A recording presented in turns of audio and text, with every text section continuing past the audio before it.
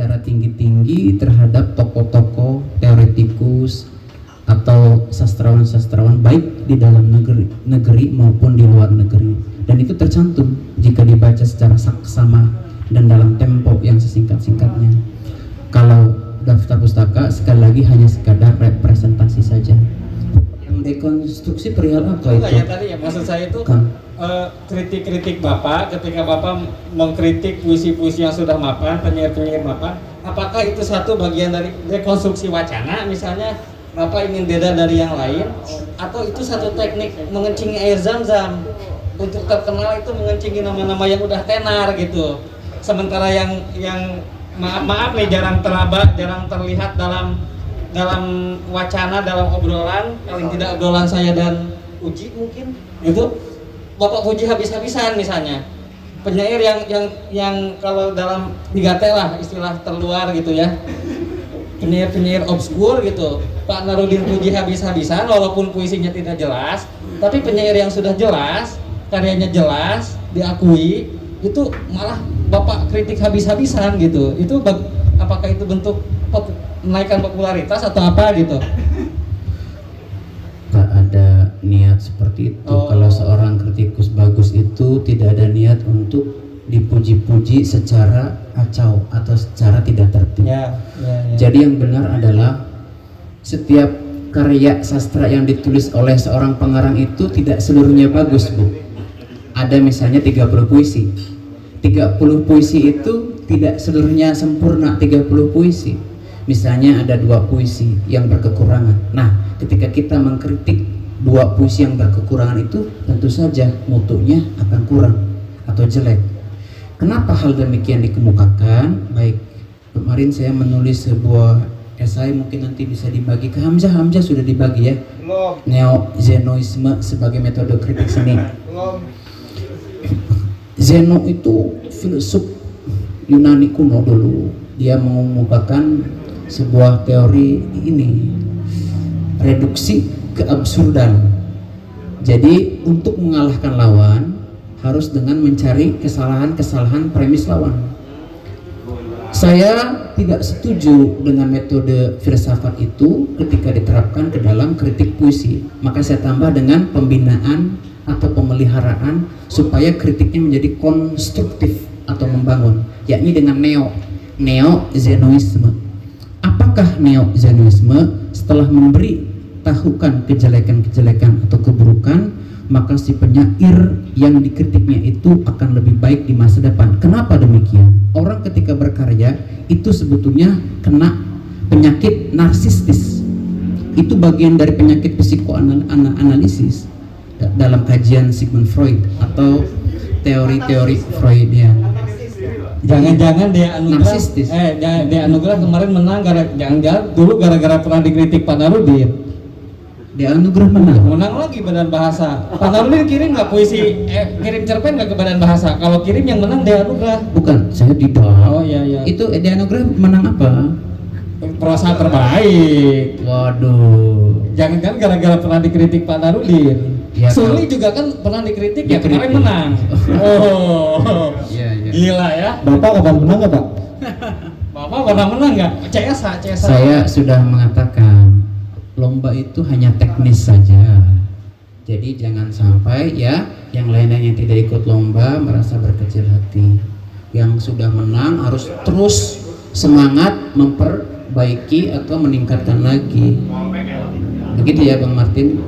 Jadi ini sebagai motivasi bagi teman-teman juga, hanya teknis. Dan ketika berbicara teknis itu dalam kritik sastra termasuk ke dalam kritik sastra yang bersifat diskursif, yang seperti Foucauldian yang tadi. Itu termasuk pada sistem. Pak Narudin sebentar, kita tanya dulu ini di Instagram ada yang nanya nggak nih Pak Hamzah? Ada teman-teman yang nanya nggak? Yang boleh nanya karena ini udah teknologi diskusinya Pak Narudin. Tanya dong, saya silakan tanya. Belum ada juga. Belum ada ya? Tapi saya boleh tanya lagi nggak? Boleh Ibu, boleh. Selama hayat masih dikandung tangan kalau istilah Pak Narudin. Saya mau ke Bang Martin gitu dari pernyataannya Pak Narudin, karena saya juga peneliti gitu.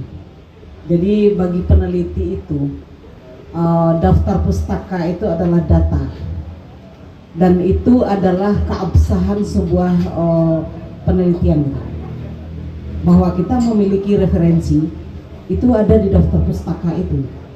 Jadi saya sebagai peneliti, menurut pandangan saya selama ini, saya tidak setuju bahwa ini hanyalah gitu, pakai kata hanyalah sebuah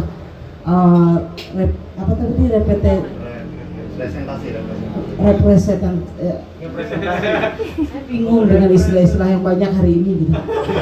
Ya terus terang saya memang agak bingung dengan banyaknya istilah-istilah yang digunakan oleh Pak Nurudin. Jadi saya bertambah kosakata saya gitu, peristilahan yang bisa saya gunakan seperti buku beliau itu tadi.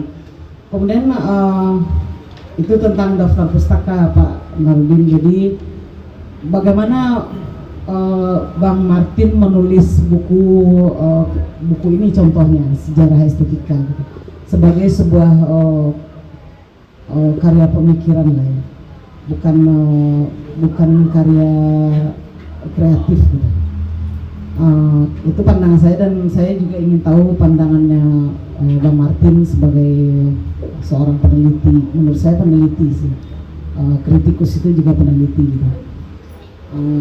Itu yang pertama. Yang kedua, persoalan dari sejarah estetika itu juga mungkin ini di tahap yang paling bawah barangkali, bahwa pemahaman saya yang pertama ketika saya kuliah S1 di sastra.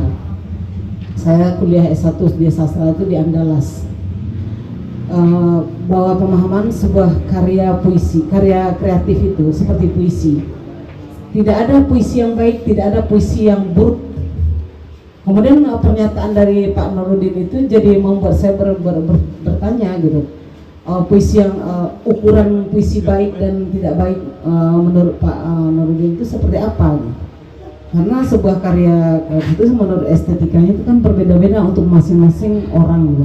Ketika saya suka dengan puisi terjemahannya Hamzah, belum tentu Bang Martin suka dengan puisinya Hamzah gitu.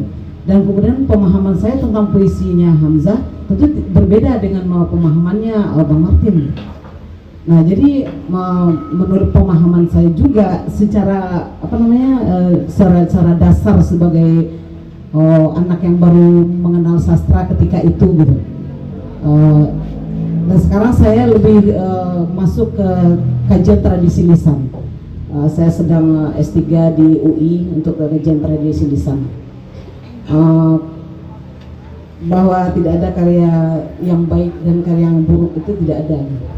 Bagaimana menurut Bang Martin juga? Saya kembali ke Bang Martin juga. Ya. Kan ada dua pembicara, kenapa Pak Nurudin aja yang berbicara sejak tadi? Sekarang ini bagian Pak Martin. Biar ada pencerahan. Ya, ini diskusi ini baru dimulai kok Bu. Saya belum pulang. Silakan Bu. Ya, sebenarnya saya di sini juga mau belajar dari Pak Nurudin, tapi tapi ya tadi soal daftar pustaka ya, maksudnya kalau dia ditulis, sepertinya kalau di buku Pak Nurudin ini juga ada daftar pustaka ya Pak? Ada ya? Coba. Nurudin semua nggak? Kok nggak ada daftar pustakanya Pak ya? Atau mungkin catatan kaki. Oh, catatan kaki ya. Nggak ada daftar pustaka. Terselip gitu ya, diselipin, nggak di ini. Kalau daftar pustaka biasanya kan untuk keperluan penelitian biasanya wajib ya, maksudnya kayak dia mencantumkan sesuatu merujuk dari mana, terus kemudian ditampilkan sebagai data. Oh ada sebentar. Ya slip ya. Oh iya. Jonathan Kohler dan seterusnya ini.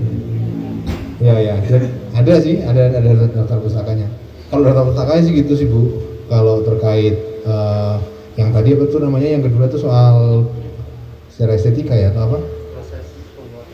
Proses pembuatan. Proses penulisan ya. Proses penulisan. Puisi yang baik dan buruk itu kan pemahaman. Saya membaca estetika, saya ingin membaca juga ketika secara estetika.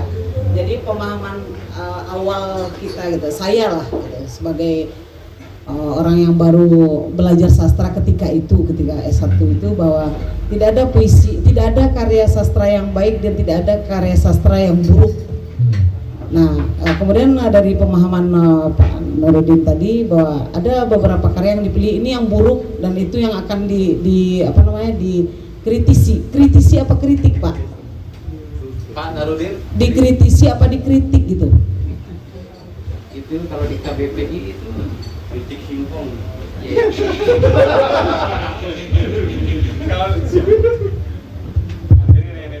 Dalam pemahaman filsafat itu seperti apa?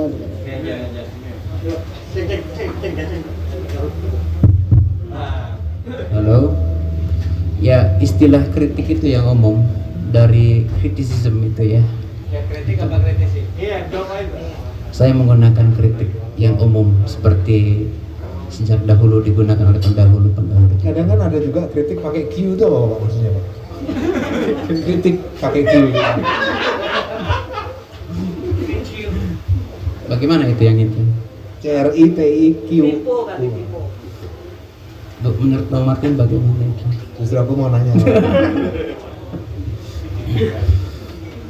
Kalau saya mengambil dari bahasa Inggris, criticism diterjemahkan ke dalam bahasa Indonesia kritik, dan pendahulu kita, kritikus sastra Indonesia atau kritikus Indonesia menggunakan istilah kritik itu.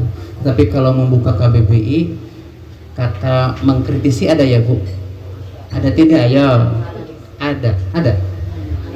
Menganalisis, mengkritik. Sebetulnya istilah kritik sastra itu kan dekat dengan kayak mengkaji ya, menelaah, menganalisis. Tapi kalau kritikus barat itu lebih banyak menggunakan istilah analisis, to analyze, analisis. Begitu. Jadi kita menggunakan yang umum yang sudah dipraktikkan oleh para pendahulu kritik sastra, mengkritik tanpa menghilangkan apa yang kemarin dibahas di sana itu plosif itu, tanpa menghilangkan bunyi huruf di situ. Mengkritik, bukan mengkritik. Udah? Ada lagi?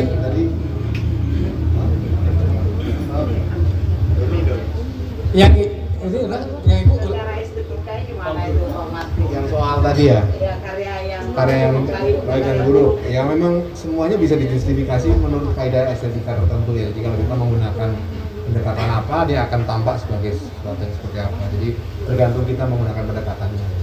Mungkin kalau kita menggunakan epistemofilia ini, sastra Indonesia bisa dibaca menarik nih, bisa dibaca ulang lagi ya. Saya mau lihat kamus dulu. Epistemofilia itu apa gitu? Mungkin belum ada dong katanya. Ada lagi? Ini tadi ada yang nanya di Instagram, Pak Nurudin sehat katanya malam ini. Iya, ada yang bertanya begitu. Saya dilihatin sama Hamzah. Iya, Pak Nurudin malam ini sehat. Itu aja sih, sehat enggak gitu.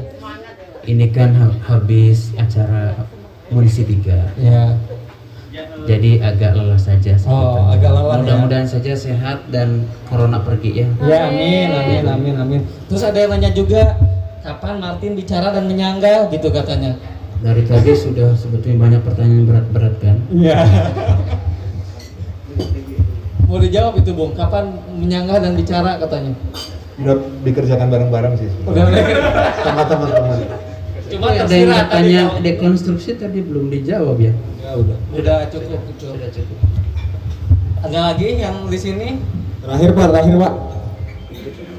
Oh ini Bapak yang di depan dulu. Aduh. Pak, kenalin dirinya Pak. Pertanyaan saya tidak khusus untuk Pak Nurudin, tapi bisa ke Bang Martin dan pada yang lain. Nama saya Gianto Subagio, saya aktivis Seniman Senen generasi terkini. Indonesia surplus penyair sekedar, tapi sedikit sekali penyair besar. Pertanyaan saya, apakah hal ini disebabkan oleh matinya sang kritikus? Bukan Hairil Anwar yang menemukan Habib Yasin. bukan Surtarji yang menemukan Dami Entoda, tapi Habib Yasin yang menemukan Her Anwar, dan Dami Entoda yang menemukan Surtarji Kasum Bahlil. Itu saja, terima kasih. Boleh Bung Martin dulu jawabnya. Publik sepertinya menantikan ini. Kita ini sebenarnya kekurangan kritikus dalam pengertian yang beraneka ragam ya. Maksudnya kritikus di Indonesia itu adanya, harapannya kan satu jenis kan, kritikus yang